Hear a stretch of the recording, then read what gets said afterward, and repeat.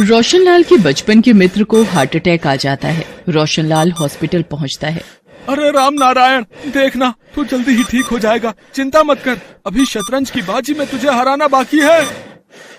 रोशनलाल, अब मैं नहीं बचूंगा दोस्त। मेरी बेटी काजल का क्या होगा? मेरे बिना किसके सहारे रहेगी? रोशन, मुझे वादा कर, तू अच्छा रिश्ता ढूंढकर मेरी काजल की शादी करवाएगा। पिताजी, आप ठीक हो जाओगे। राम नारायण मेरे दोस्त, मैं वादा करता हूँ काजल की शादी मैं अपने छोटे बेटे अखिल से करवाऊंगा। अब तू आराम कर। राम नारायण, क्या हुआ? आंखें खोल दोस्त। डॉक्टर, पिताजी आंखें नहीं खोल रहे, कुछ कीजिए doctor. Sorry, he is no more. पिताजी नहीं, आप मुझे छोड़कर नहीं जा सकते। चुप हो जा बेटी, चुप हो जा बेटी, मत रो। राम नारायण की जिंदगी का सफर शायद यहीं तक था। काजल बेसहारा हो गई थी। काजल अपने काले रंग के लिए पहले ही लोगों के तानों से परेशान थी, पर पिता का साथ उसे हिम्मत देता था। उनके जाने के बाद अब ये दुखों का पहाड़ काजल पर टूट गया था। रोशनलाल काजल को अपने घर ले आता है। तुम्हारा दिमाग खराब हो गया है क्या? हम अपने अखिल की शादी इस काली लड़की से कर दें? एक बहू गोरी और एक बहू काली। शोभा, मैंने अपने दोस्त को जुबान दी थी, काजल मेरी जिम्मेदारी रहेगी और मेरा यही फैसला है कि अखिल और काजल की 2 दिन बाद शादी होगी। जब ये बात अखिल को पता चलती है तो वो भी इस शादी से इनकार कर देता है। पिताजी, मैं एक काली लड़की को अपना जीवन साथी नहीं बना सकता। तो ठीक है, फिर जायदाद में से एक फूटी कौड़ी मैं तेरे नाम नहीं करूंगा। जहां जाना है चला जा। अखिल गुस्से में अपने कमरे में आ जाता है। तभी, अरे देवर जी, कौन कह रहा है आप शादी के बाद इस लड़की को अपनाओ? एक बार शादी हो जाए उसके बाद किसी आसान तरीके से रास्ते का कांटा साफ कर देंगे। अभी पिताजी गुस्से में है, अगर जायदाद में से बेदखल कर दिया तो हाथ में कुछ नहीं आएगा। शादी के लिए हाँ कह दो। अनीता घर की बड़ी बहू थी, इसलिए अपने गोरे रंग रूप पर इतराती थी। अखिल अनीता की चालाकी भरी बातों को समझ जाता है और 2 दिन बाद अखिल और काजल की शादी हो जाती है। एक सुबह, माँ जी, ये आपके लिए चाय लाई थी। मैंने तुझे कितनी बार। लोग सिर्फ ऊपरी दिखावे में विश्वास रखते हैं। पता नहीं गलती मेरी ही थी जो तुम्हें इस घर में ले आया। रोशनलाल दुखी मन से वहाँ से चला जाता है। एक दिन बाद अनीता के बेटे रोहन का जन्मदिन था। सभी मेहमान आए हुए थे। अनीता ने घर में ही बड़ी पार्टी का इंतजाम किया था। अरे अनीता, सब लोग रोशन के केक काटने का इंतजार कर रहे हैं भाई।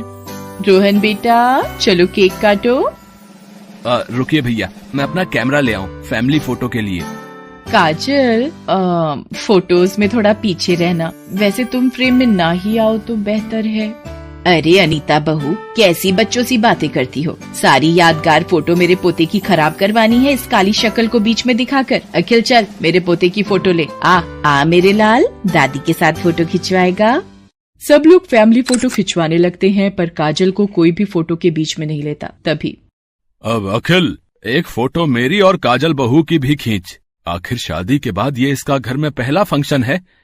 अखिल मुंह बनाकर अपने पिता और काजल की फोटो लेता है। गोरी बहू काली बहू के बीच का भेदभाव रोशनलाल को साफ दिखाई दे रहा था। एक दिन, शोभा, सारी तैयारी कर ली तुमने? कल सुबह ही हम सबको वैष्णो देवी यात्रा पर निकलना है। मैंने और अनीता ने कर ली है सारी तैयारी, पर अपने आप को हूर की परी समझने वाली काजल बहू से पूछ लो। उधर अनीता और अखिल काजल से छुटकारा पाने की अपनी ही तरकीब लगा रहे थे। भाभी, उस काली सूरत के साथ रहना एक एक दिन मुझे भारी पड़ रहा है, और पिताजी ने ये वैष्णो देवी जाने का प्रोग्राम और बना लिया। अरे देवर जी, मैंने सब सोच लिया है। यात्रा के दौरान दुर्घटना हुई, एक महिला का पैर फिसला और वो खाई में गिर गई। लाश का कुछ अता पता नहीं। ऐसी कितनी खबरें रोजाना सुनने और देखने को मिलती हैं, तो समझ गए ना हमें क्या करना है।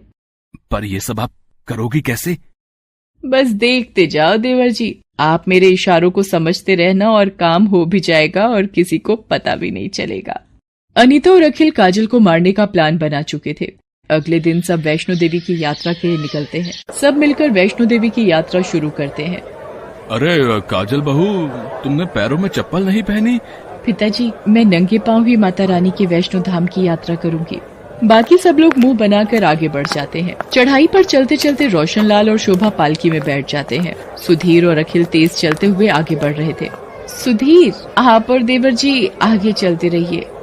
मैं थोड़ा थक गई हूँ, आराम आराम से आऊंगी। काजल, मेरे साथ साथ ही चलना। ठीक है भाभी, मैं आपके साथ ही चलूंगी। मैं भी पापा और चाचू के साथ आगे चलूंगा। पापा रुको, मैं भी आ रहा हूँ। रोहन रुको, पापा आगे चले गए हैं। अरे भागो मत बेटा, गिर जाओगे। भाभी, मैं रोहन को बुलाती हूँ। इतनी देर में भागते हुए रोहन का जूता फिसल जाता है और वो खाई की तरफ गिरने लगता है। रोहन, मेरा बच्चा। काजल रोहन का हाथ पकड़ लेती है और उसे ऊपर खींचने लगती है। काजल, मेरे बच्चे को बचा लो, मेरा बेटा। घबराओ मत रोहन, मेरा हाथ पकड़े रहना बेटा। काजल रोहन को ऊपर खींच लेती है। रोहन घबराया हुआ काजल से लिपट जाता है। इतनी देर में अनीता की आवाज सुनकर सुधीर और अखिल भी आ जाते हैं। मेरा बच्चा, मेरा रोहन। रोहन, तुम ठीक हो ना बेटा? सुधीर, आज काजल न होती तो पता नहीं मैं अपने बेटे को खो देती। काजल, तुमने आज मेरे रोहन को खाई में गिरने से बचा लिया। हम सब ने तुम्हें हमेशा नीचा दिखाया, पर तुम बहुत अच्छी हो काजल, मुझे माफ कर दो। भाभी, रोना बंद करो, आप मेरी बड़ी बहन जैसे हो, फिर आपकी किसी बात का भला मैं बुरा क्यों मानने लगी। ये सब देखकर अनिल का भी सिर शर्म से झुक जाता है। अखिल और अनीता जानते थे कि वो क्या पाप करने की सोच लेकर ऐसे पवित्र स्थान पर आए थे। सब मिलकर भवन पर पहुंचते हैं। शोभा और रोशनलाल को सारी बात पता चलती है। काजल, मुझे भी माफ कर दे बहू। आज माँ के दरबार के सामने मैं तेरे से अपने बुरे व्यवहार की माफी मांगती हूँ। अखिल काजल के साथ मिलकर माँ के दर्शन करता है। काजल की आंखों में खुशी के आंसू थे। आज माँ की कृपा से उसे अपना परिवार मिल गया था और गोरी काली बहू का भेद दिलों से मिट गया।